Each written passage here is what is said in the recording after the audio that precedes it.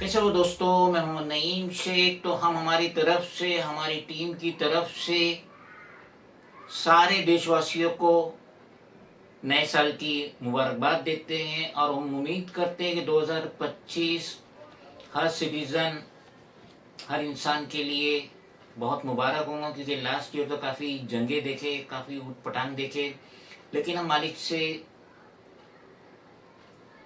उम्मीद करते हैं कि ये साल 2025 हम सबों के लिए बहुत ही खुशगवार होगा।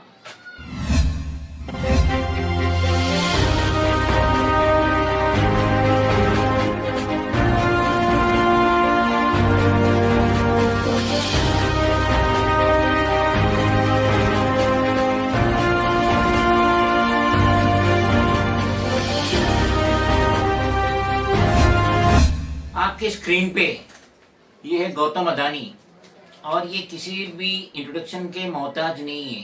पिछले 10 सालों से हमारे पीएम नरेंद्र मोदी की इन पे जो ब्लेसिंग हुई है वो तो देश का बच्चा बच्चा जानता है। लेकिन हाल फिलहाल में ऐसा लग रहा है कि जब इंसान का वक्त बुरा होता है तो उसका साया भी साथ छोड़ देता है। कुछ यही हाल गौतम अदानी के साथ हो रहा है।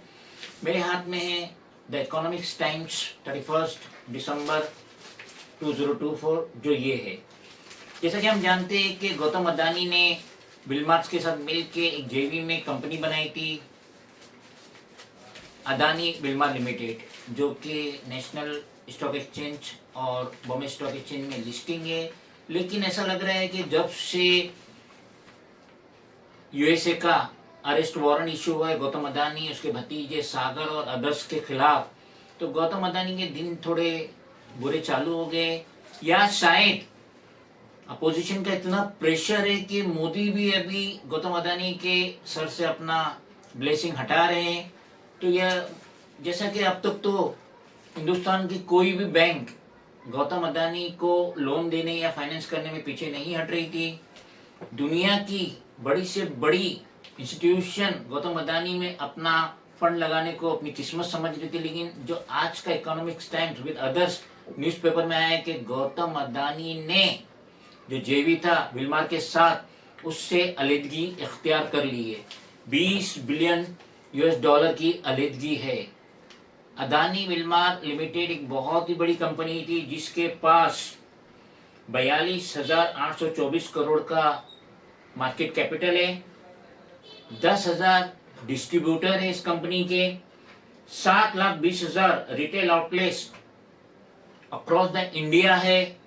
और गौतम अदानी ये कह रहे हैं कि ये जो हमने 2 बिलियन यूएस डॉलर जो हमने अलहदगी में लिए हैं, अपना जो इनका शेयर्स था 13% बेच के, तो अब हम इससे हमारी अदानी इंटरप्राइजेस लिमिटेड जो फ्लैगशिप कंपनी है गौतम अदानी की, अब हम उसके तहत इंफ्रा वगैरह में ये पैसा यूज करेंगे। तो कल तक तो आपको पैसे की कमी नहीं थी।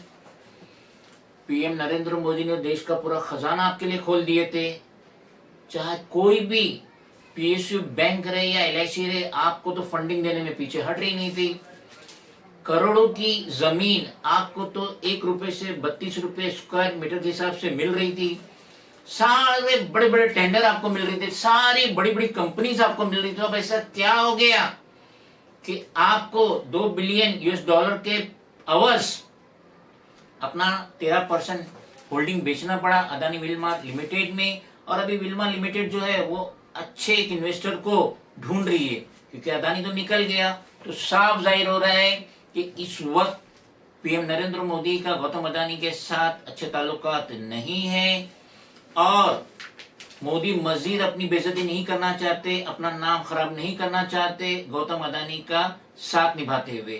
तो ये आज के जो न्यूज़पेपर की कटिंग आई है उससे तो साफ जाहिर हो रहा है गौतम अदानी के बुरे दिन चालू हो गए हैं। क्योंकि अब ना सिर्फ फ्रांस बल्कि यूएसए की बहुत सारी फाइनेंस कंपनीज है या इंस्टीट्यूशन है या एफआईआई है, वो गौतम अदानी के अंदर इन्वेस्टमेंट करने के लिए तैयार नहीं है।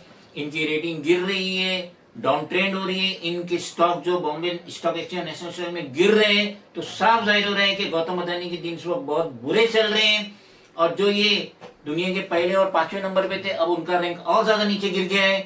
तो देख लीजिए, बद्दुआएं है, शराब है, जो पीएम नरेंद्र मोदी खुले तौर पे 1 अरब 40 करोड़ सिटीजन को ना देखते हुए पूरा फंडिंग दे रहे थे गौतम अदानी को, अदानी इंटरप्राइजेस को। तो आज देख लीजिए, मोदी भी है, हिंदुस्तान भी है, बैंक भी है, एलआईसी भी है, पीएसयू भी है, लेकिन इस वक्त गौतम अदानी के बहुत ही ज्यादा बुरे दिन चल रहे हैं और ना जाने अब इनकी कितनी कंपनीज, लिस्टिंग कंपनीज बॉटम पे आ जाएंगी, जमीन पे आ जाएंगी और इनको जो फंडिंग मिल रहा था बहुत ही इनको तकलीफ होने वाली है अपने कारोबार को चलाने के लिए। ना जाने कहां कहां इसराइल, ऑस्ट्रेलिया, बांग्लादेश किधर नहीं इन्होंने इन्वेस्टमेंट किए थे, ब्राजील ना जाने किधर नहीं इन्वेस्टमेंट किए थे, क्योंकि पूरी बैकिंग थी पीएम नरेंद्र मोदी की, जो अब अपना हाथ पीछे ले चुके।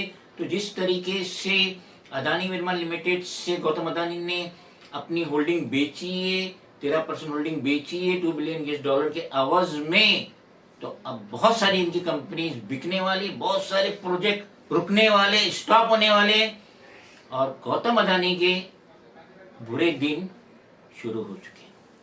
खुदा हाफिज़।